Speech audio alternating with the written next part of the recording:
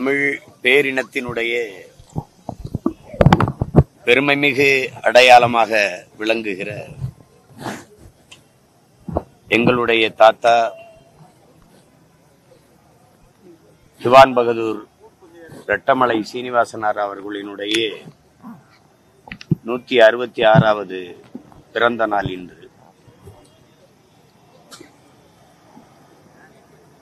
கல்வி மறுக்கப்பட்ட சமூகத்தில் இருந்து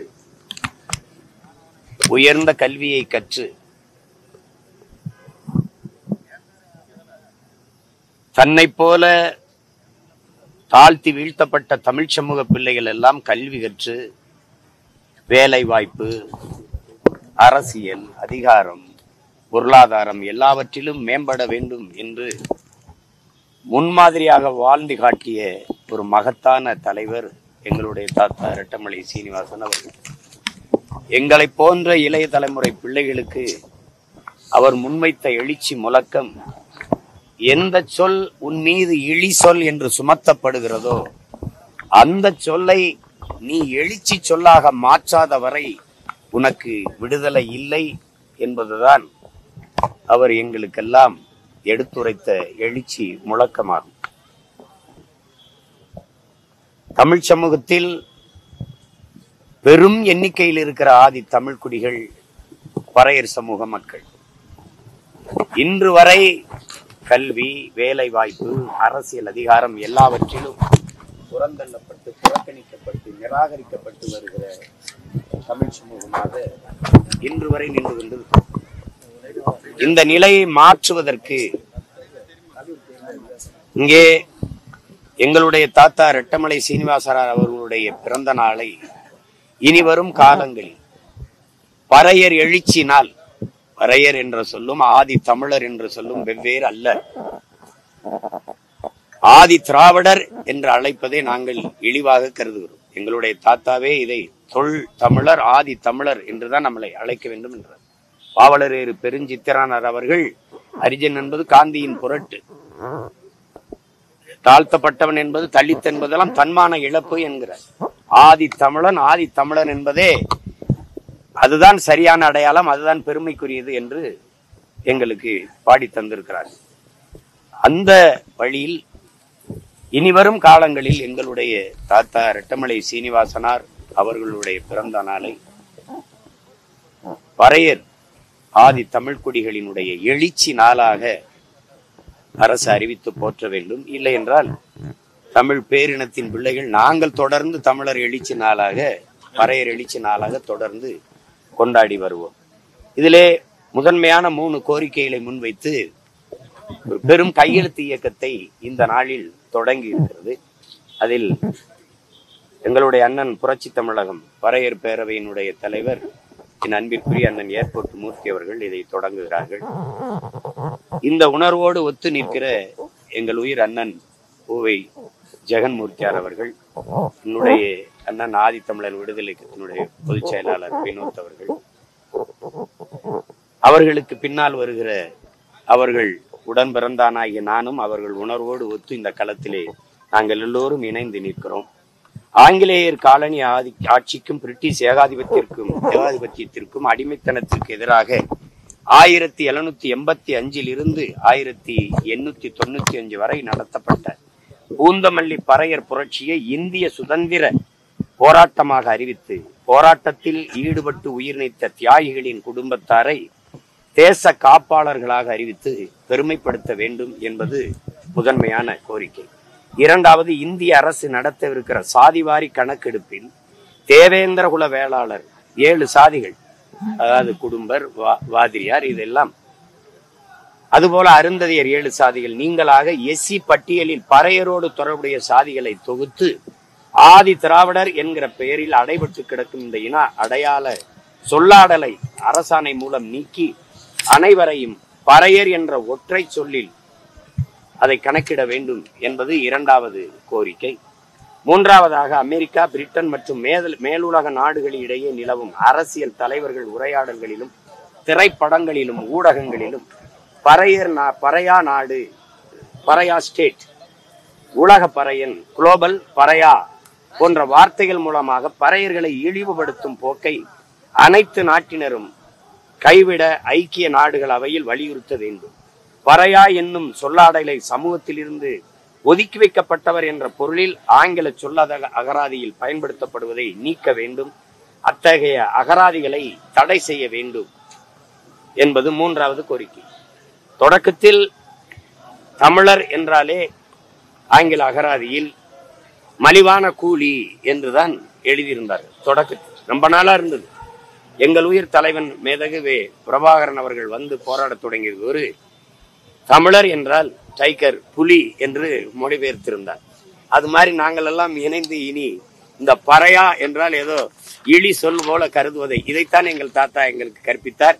எந்த சொல் உன் மீது இழி சொல் என்று சுமத்தப்படுகிறதோ அதை எழுச்சி சொல்லாக மாற்றாதவரை உனக்கு விடுதலை இல்லைடாங்கிறது. இந்த கூட்டத்துல யாரா பறைன்னு கேட்டா நான் தான் நிமிந்து திமிரோட எழுந்துடுறான்றாரு. இப்ப என்ன உனக்கு பிரச்சனை? நான் தாண்டா பறையன் அப்படின்னு கேளு.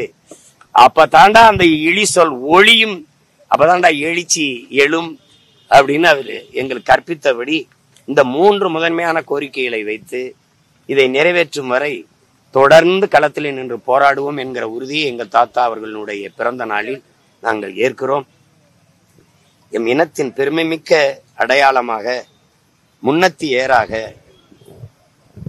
ஒரு ஆகச்சிறந்த வழிகாட்டியாக வாழ்ந்து மறைந்த எங்களுடைய தாத்தா திவான் பகதூர் ரெட்டமலை சீனிவாசனார் அவர்களினுடைய பெரும்புகளை போற்றி அவருடைய பிள்ளைகள் நாங்கள் எல்லோரும் அவருக்கு பெருமிதத்தோடு எங்கள் புகழ் வணக்கத்தை செலுத்துவதில் பெருமை அடைகிறோம். சார், அரசு விடுதிகள்லாம் சமூக நீதி, அரசு விடுதிகளை சமூக நீதி விடுதிகள் அழைக்கப்படும் முதலமைச்சர் சொல்லியிருக்காரு. சமூக நீதினா முதல்ல என்னன்னு விளக்கி சொல்லிட்டு அப்புறம் சமூக நீதி விடுதிகள் என்று அழைப்பதுல எங்களுக்கு ஒரு இது இல்லை. ஏன் அது சமூக நீதினு வெறும் சொல்லாடலை மட்டும், சாதி ஒழிப்பு சமூக நீதி எல்லாம் வெறும் சொல்லாடலாக மட்டும் இருக்கு. எப்படி வெற்று சொல்லாகவே இருக்கு 60 ஆண்டுகளா? எப்படி சமூக நீதி என்றால் என்ன? சமூக நீதி என்ற சொல்லினுடைய விரிவாக்கம் என்னது? விளக்கம் என்ன?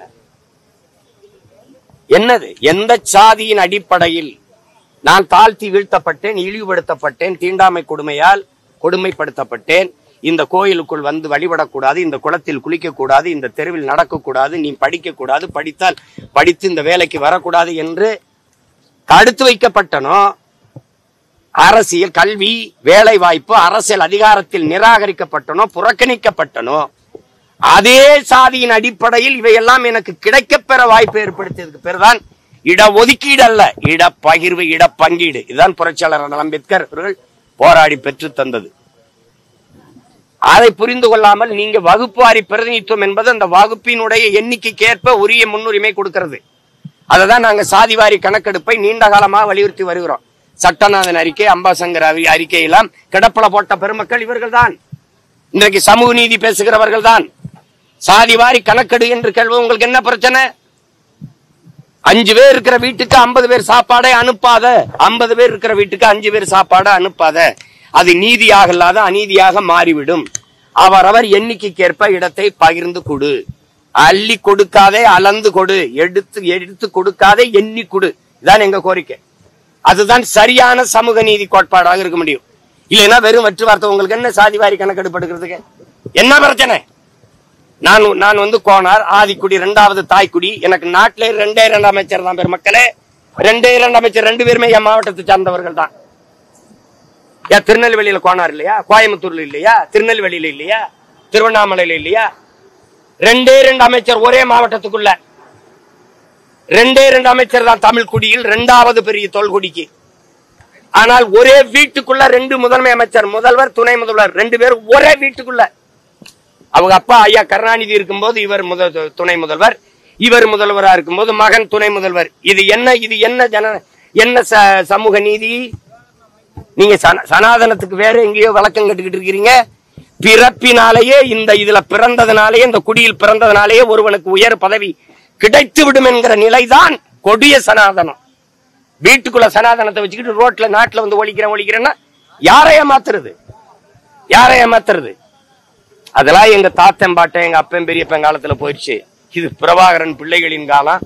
ரெட்டமலை சீனிவாசனின், அயோத்தியாச பண்டிதர் MC ராஜா போன்ற பெருமக்களின் பேரனும் பேத்தியும் கிளர்ந்தெழுகிற காலம் இது.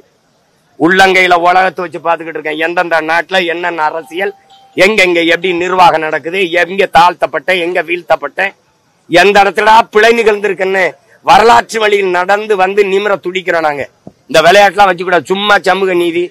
இந்த நாட்டுல எண்ணற்ற பெரியவர்கள், எங்க தாத்தா விட கல்வியாளர் இருக்கானடா இந்த நாட்டுல. அவன் பேர் ஏன் ஒரு கல்விக்கூடத்துக்கு ஒரு இதுக்கு இருக்கா, ஒரு கல்லூரிக்கு இருக்கா? எதுக்கு ஏன் இல்ல? எல்லாத்துக்கும் கருணாநிதி பேரு. செம்மொழி பூங்கா, செம்மொழி ஐயா கருணாநிதி அவர்கள் பூங்கா எடுத்தவன செம்மொழி பூங்காவுக்கு எடுத்த மாதிரி என்னது? அவர் பேரை விட்டா வேற பேரு நிறுவுகிறீர்கள். பெரியாரை தந்தை என்று சொல்லும் போதும், தமிழர் தலைவர் என்று சொல்லும் போதும் தலையாட்டி கொண்டிருந்த தமிழ் சமூகம் இன்னைக்கு ஐயா கருணாநிதி அவர்களை தமிழர் கடவுள், தமிழ் கடவுள் என்று சொல்லும் போதும் தலையாட்டி கொண்டிருக்குது. இது மாதிரி ஒரு கேவலம். 5 முறை எங்களை ஆண்டவர், அதனால் அவர் தான் எங்களுக்கு ஆண்டவர் என்று சொல்வதை சகித்துக் கொண்டிருக்கிற மானங்கட்ட கூட்டமா மாறிக்கொண்டிருக்கு. அன்னைக்கே தலையாட்டாம நிமிந்து யார் யா தந்தை, யார் யா தலைவர்னு கேட்டிருந்தா இவன் பேச்சிருப்பாங்களா? அன்னைக்கு கொடுமை. அதனால புறக்கணிக்கப்பட்ட வரலாற்றில் புறக்கணிக்கப்பட்ட இனத்தின் மக்கள் ஒரு நாள் தங்களுக்கான வரலாறை தாங்களே எழுதுவார்கள் என்று அறிவாசான அம்பேத்கர் எங்களுக்கு கற்பித்திருக்கிறார். அந்த வரலாற்றை நாங்கள் திருப்பி மீண்டு எழுதுகிற காலத்தை உருவாக்கி கொண்டிருக்கிறோம். இனி எங்கள் அடையாளங்களை எவரும் மறைச்சு மூடிட்டு அப்படிலாம் எளிதில் கடந்து போயிட முடியாது. நீ இந்த சிலைய ஒரு வெங்கல சிலையா வச்சிருக்கியா? பிராஸ்ல செஞ்சு தள்ளி விட்டா விழுந்துரும் பொழுது, ஓங்கி தள்ளினா உடஞ்சிரும் பொழுது, கனத்த மாலை போட்ட கழுத்தோட கீழே விழுந்துரும் பொழுது. ஏன் உங்க சிலையெல்லாம் அப்படிதான் வைக்கிறீங்களா?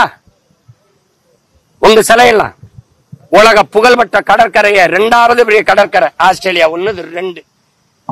உங்களுக்கு எப்படி கல்லறையா மாறிச்சு? 6 அடி அதிகபட்சம் போனா ஒரு 60 அடியில படுக்கலாமா? 2 ஏக்கர்ல படுத்து கிடக்குறாங்க. திராவிட தலைவர்கள் எல்லாம் நாட்டின் விடுதலைக்கு தூக்குல தூங்குனீங்களா, செக்கிழுத்தியலா, சிறைப்பட்டியலா, வதைப்பட்டியலா, மிதிப்பட்டியலா, என்ன பண்ணீங்க நீங்க? எங்க முன்னோர்களா எங்க புதைக்கப்பட்டிருக்கான், எங்க இருக்குன்னு அடையாளம் தெரியாம எங்களை மறைச்சு வச்சிருக்க. இதுவே 1008 போராட்டம் போராடி, இந்த போராடி ஒரு நிக்கிறாப்புல நடந்து கன்னியாகுமரி இருந்து நடவேன் வந்து போராடி ஒரு சிலைய வேண்டாம் இருப்பா வச்சுட்டு இருக்க. மாத்திட்டு ஒருங்க வெங்கலத்துல வைக்கணும். இல்லைன்னா வைக்கிற காலம் வருது. என்ன எல்லாத்தையும் கோரிக்கை வச்சு கெஞ்சிக்கிட்டே இருப்பேன். நீங்க மனு கொடுக்கிற காலம் மாறி மனுவை பெறுகிற, மனுவை கொடுக்க வேண்டிய தேவையில்லாத நிலைக்கு என் மக்களின் வாழ்க்கை தரத்தை மாற்றுகிற காலத்தை உருவாக்குவோம்.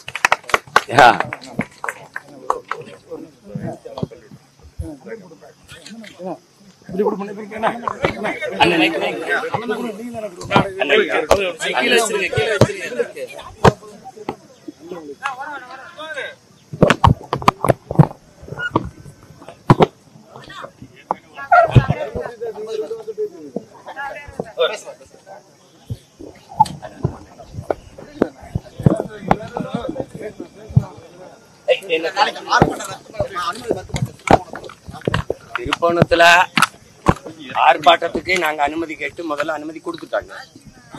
நாளைக்கு ஆர்ப்பாட்டம்னு உறுதி செஞ்சிட்ட பிறகு திடீர்னு நல்ல 1 மணி ரொம்ப மிக அதிகாலையில வந்து அதை மறுத்து கொடுக்குறாங்க. அதுக்கு சொன்ன காரணம், கண்டன்தேவியில தேரோட்டம் இருக்குது, அங்க இருக்கிற காவலர்கள் நாங்க அங்க குவிச்சிருவோம். நாங்க இதுவரைக்கும் எந்த போராட்டத்திற்கோ கூட்டத்திற்கோ அனுமதிதான் கேட்கிறோமே ஒழிய பாதுகாப்பு கேட்கல. என் சொந்த நாட்டுல எங்களுக்கு என்ன பாதுகாப்பு? நாங்க தான் இந்த நாட்டுக்கே பாதுகாப்பு. எங்களுக்கு என்ன பாதுகாப்பு? நாங்கள் காவல்துறையிட்ட அதிகாரிகள்கிட்ட கேட்கறது அனுமதிதான், பாதுகாப்பு அல்ல. பெர்மிஷன் தான் கேட்கிறோம், ப்ரொடெக்ஷன் கேட்கல. அதனால அங்க வந்து நீங்க சந்தை இருக்கு கூடிடுவாங்க, நீங்க வந்தா பெரிய கூட்டம் வரும், உங்களை பாதுகாப்பு கொடுக்க முடியாது. நான் கேட்கல. இப்ப அனுமதி மறுத்தாலும் ஒண்ணும் இல்ல, நீங்க மறுத்துக்கிட்டு இருங்க, நான் தடையை மீறி நடத்துவேன், நீங்க வழக்க போடுங்க, சிறையில வைங்க, அது பத்தி எனக்கு ஒண்ணும் இல்ல. ஆனா இது அது காட்டாற்று வெள்ளத்தை நீங்க வந்து என்ன பண்ண முடியும்? சும்மா கற்களை போட்டு குவிச்சு தடுத்துட முடியுமா என்ன? அதுக்கெல்லாம் நான் நாளைக்கு குறிச்ச பெரிய ஆர்ப்பாட்டம் நடக்கும், அது நடக்கும். அது இந்த இவ்வளவு பொறுப்புணர்வோடு அங்க சந்தை நடக்குது, நாங்க வந்து கண்டன்தேவிக்கு எல்லாரும் போயிருவோம், அதனால உங்களுக்கு உரிய பாதுகாப்பு கொடுக்க முடியாது, அதனால இந்த போராட்டத்திற்கு அனுமதி மறுக்கிறோம். இவ்வளவு முறையாக அணுகிற காவல்துறை தம்பி அஜித்தை முறையாக கூப்பிட்டு விசாரிச்சிருந்தா அவன் செத்திருக்க மாட்டான், நாங்களும் போராடி வேண்டிய நிலைமை எங்களுக்கு வந்திருக்காது இல்லையா? இப்ப காட்டுற இந்த முறை, உங்க நேர்மை, ஒரு நியாயமான அணுகுமுறை, இதையெல்லாம் அவனுக்கு விசாரிச்சு காட்டிருக்கலாம்ல. 1000 கேள்வி வச்சிருக்கேன். அது அங்க இல்லைனாலும் ஒரு ஒரு ஒரு மொட்டை மாடியில் ஏறி நின்னாலும் பேசிடுவேன். நீ ஒண்ணும் பண்ண முடியாது. தலைவர் விஜய் வந்து அவர் தலைமையில அவர்தான் முதலமைச்சர் வேட்பாளர்ன்ற மாதிரி சொல்லியிருக்காரு. அப்ப அவர் கட்சினா அவர் தான் அன்னைக்கு இருப்பாரு. இப்ப நீங்க 4 முனை போட்டின்னு சொல்லக்கூடாது. நாங்க தனித்த முனை. நீங்க இங்க இந்த நிலையில அவங்க சரியாதான் சொல்றாங்க மும்முனை போட்டின்னு. எங்க கொள்கையில அவங்களுக்கு ஏதாவது சம்பந்தம் இருக்கா? மொழி என்று யாராவது பேசுவாங்கல்ல? இந்த கட்சி பேசுமா? என் இறைக்கு முன்னாடி என் மொழியில் வழிபாடு அப்படின்னு இந்த கட்சி ஏதாவது பேசியிருக்க? இது என் நிலம், என் வளம், என் மண்ணின் வளம், என் மக்களுக்கானது என்று இது பேசுமா? என் மலை அறுக்காத என் தாயின் மார்புன்னு கத்துமா? மண் அல்லாத என் தாயினுடைய நதிங்கிறது என் பூமி தாயின் ரத்த நாளங்கள், அதை சிதைக்காதேன்னு இது பேசுமா? தம்பி, நீங்க தான் கேள்வி எழுப்புனீங்க. ஏதாவது இந்த கட்சி பேசுமா? ஏதாவது என் நிலம், என் வளம், என் மக்களின் நலன், இது எதையாவது பேசுமா? அந்த அவங்க கட்சி வாக்குக்கு காசு கொடுப்பாங்க, வாக்கை பற்றி கவலைப்படுவாங்க. நான் மக்களின் வாழ்க்கை பற்றி கவலைப்படுவோம். அவங்க ஓட்டை குறிவைப்பாங்க. நாங்க நாட்டை பற்றியே கவலைப்படுவோம், சிந்திப்போம். எங்களுக்கு அவங்களுக்கும் 1000 கிலோமீட்டர் தூரம் இருக்கு. அதனால அவங்க 3 பேருக்கும் போட்டி, எங்களுக்கு இந்த நிலத்தில் போட்டியே கிடையாது. அது சரியாதான் சொல்றாங்க. கட்சி தொடங்கும் போது 2010 இந்திய திராவிட கட்சிகளோடு எந்த காலத்திலையும் தேர்தல் உடன்படிக்கை இல்லைன்னு சொன்னேன். இதுவரை கடைபிடிக்கிற 4 தேர்தல் பொது தேர்தலை கடந்திருக்க 5வது முறையும் ஒரு அரசியல் இயக்கம் உலக வரலாற்றில், இந்திய பெருநாட்டின் வரலாற்றில், தமிழ்நாட்டின் வரலாற்றில் 4 முறை தோற்று, உள்ளாட்சி தேர்தலையும் தோற்று, எல்லா இடைத்தேர்தலையும் தோற்ற பிறகும் துவடாமல் 5வது முறையும் தனித்து 234 போட்டி போடுதுன்னா அது ஒரே ஒரு அரசியல் இயக்கம் தான் இருக்குது. நாம் தமிழர் கட்சி போடும். அது வேற கொள்கையில நிறைய தூரம் இருக்குல்ல. நீங்க பெரியார் கொள்கை வழிகாட்டிங்கிறீங்க, நாங்க பிரபாகரன் கொள்கை வழிகாட்டிங்கிறோம், அயோத்திதாசன், ரெட்டமலை சீனிவாசன், MC ராஜா எல்லாம் கொள்கை வழிகாட்டிங்கிறோம். நீங்க எங்க கொள்கைக்கும் உங்களுக்கும் 1000 கிலோமீட்டர் தூரம் இருக்கு. பெரியார் எந்த கொள்கையில் பெரியாரை ஏற்கிறீங்கன்னு கேட்டா நீங்க விலக்கி சொல்லணும். தமிழை சனியன் என்று சொன்னதை இவர்கள் ஏற்கிறார்களா? தமிழை காட்டுமிராண்டி மொழி என்று சொன்னதை ஏற்கிறார்களா? தமிழ் படித்தால் ஒன்னத்துக்கு உதவாது, பிச்சை எடு கூட லாய்க்கப்படாதுன்னு சொன்னதை ஏற்கிறார்களா? தமிழ் சனியனை விட்டு ஒழியுங்கள் என்று சொன்னதை இவர்கள் ஏற்கிறார்களா? தமிழில் என்ன இருக்குது என்று கேட்டதை ஏற்கிறார்களா? சிலப்பதிகாரத்தை விபச்சாரி கதை என்று சொன்னதை இவர்கள் ஏற்கிறார்களா? தொல்காப்பியன் ஆரிய அடிமை, வள்ளுவன் பார்ப்பன அடிமை, இந்த வார்த்தைகளை எல்லாம் ஏற்கிறார்களா? பதில் இருக்கா? இது நல்ல கொள்கையா இருக்கு. அது நல்ல கொள்கையா இருக்கு. கொள்கை வேற, கூட்டணி வேற. எந்த கொள்கையை காப்பாற்ற நீங்கள் கூட்டணி வைக்கிறீர்கள் பெருமக்களை? எந்த கொள்கையை காப்பாற்ற கூட்டணி வைக்கிறீர்கள்? எந்த கொள்கையை காப்பாற்ற கட்சி தொடங்கினீர்கள்? கூட்டணி என்றால் அதே கொள்கை தேவையில்லை என்றால் திமுகவோட கூட்டணி திமுக இணைந்து விடலாமே.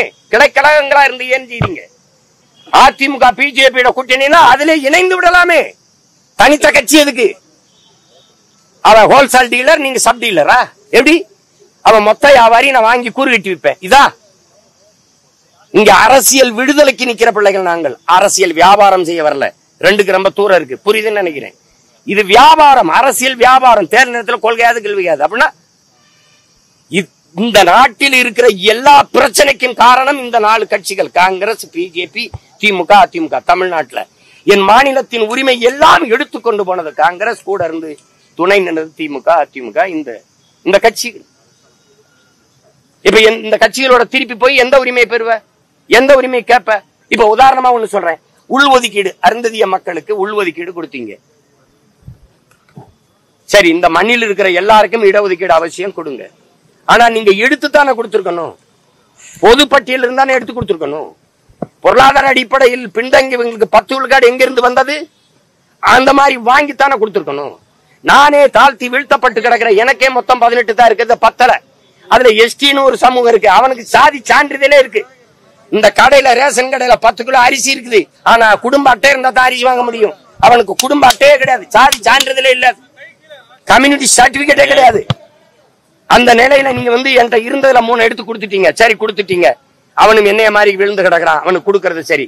ஆனா நீ பொதுவுல இருந்தா கொடுத்துருக்கணும் சரியான ஆட்சியாளன். நீ எனக்கு இருந்து எப்படி எடுத்து கொடுத்தீங்க? நானே நெலிஞ்சு தட்டுல 4 பருக்கை போட்டு சாப்பிட்டு இருக்கேன், அதுல 2 எடுத்து அவனுக்கு கொடுத்துட்டீங்க. சரி, விட்டுறலாம். அல்ல, ஃபர்ஸ்ட் பிரிஃபரன்ஸ் நீ ஏன் போட்ட? முன்னுரிமை நீ ஏன் போட்ட? அவனுக்கு போக மிச்சம் நீ சாப்பாடு என்னது? அவன் சாப்பாடு அப்படியே தனியா இருக்கு. என் சாப்பாட்டுல அவர் சாப்பிட்டது போக மிச்சம் இருந்தா நான் சாப்பிடலாம் அப்படின்னு ஒரு விதி இருக்கு. ஒரு கல்லூரியில ஒரு பல்கலைக்கழகத்துல 5 பேராசிரியர் வேலைன்னா SCA SCA SCA SCAன்னு 4 போயிருது. SCA இருந்தது இருக்கு. கடைசியா ஒரு இடம் இருக்கு, அது ஆதி தமிழன் பறை இருக்கா தேவேந்திரர் இருக்கா. அப்போ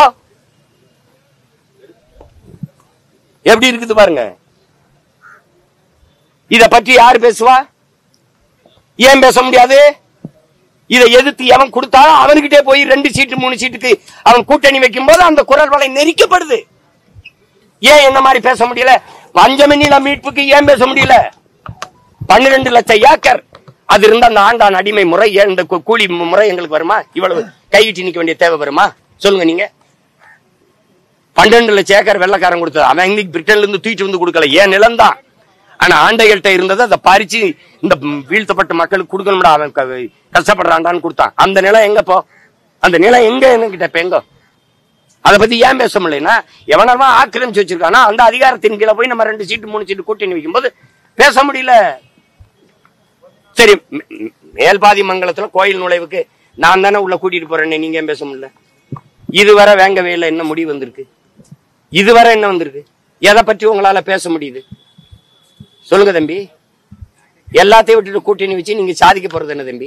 வென்று உள்ள போய் போன பெருமக்கள் பேசியது ஒண்ணு சொல்லுங்க. மக்கள் பிரச்சனையை இந்த நாடாளுமன்றம் சட்டமன்றத்திற்குள்ள கூட்டணி வைத்து போய் பேசிய பெருமக்கள் ஒன்றே ஒன்று சொல்லுங்க. ஒன்றே ஒன்று. தமிழ்ல குடமுழுக்கு திருச்செந்தூர்லன்னா போய் நானும் என் அப்பன் மணியரசன் நின்று போராடி செய்ய வேண்டியதுக்கு அது வேண்டாவிருப்பா செய்யறான். தமிழிலும் குடமுழுக்கு வந்த பிறகு கும்பாபிஷேகம் மாதிரி குடமுழுக்காகுது, நன்னீராட்டாகுது.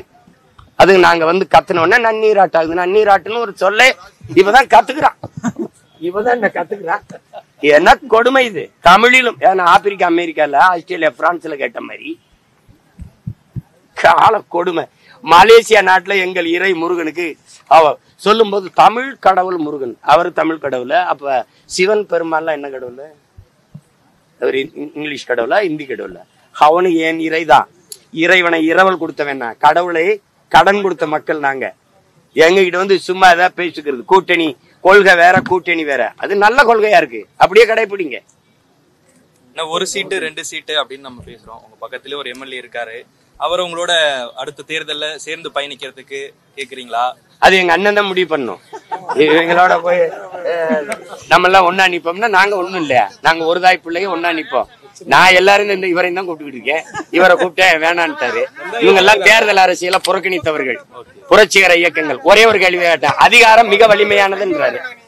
அதிகாரம் மிக வலிமையானதுன்னு புரட்சியாளர் அண்ணல் அம்பேத்கர் சொல்றாரு. அது ஏற்கிறீங்களா எதுக்குறீங்களான்னு கேட்டேன் எங்க அண்ணன்ட்ட. அமைதியா உட்கார்ந்து இருந்தாரு. எல்லா துன்ப போட்டுகளுக்குமான சாவி ஆட்சி அதிகாரம் மட்டுமே கற்பிக்கிறாரு. நமக்கு அடிமைப்பட்டு கிடக்கிற சமூகத்திற்கு அரசியல் விடுதலை ஒண்ணுதாண்டா இருக்குங்கிறாரு. அதுல வாக்கு என்பதாண்டா வலிமை மிக்க கருவிங்கிறாரு. இது ஏற்கிறீங்களா எதுக்குறீங்களான்னு கேட்டேன். எதுவும் பேசல கூட வந்து புரியுதுன்னு நினைக்கிறேன். எங்க அண்ணன் பக்கத்துல இருக்காரு இல்லையோ, நான் அவர் பக்கத்துல இருக்கேன். நன்றி.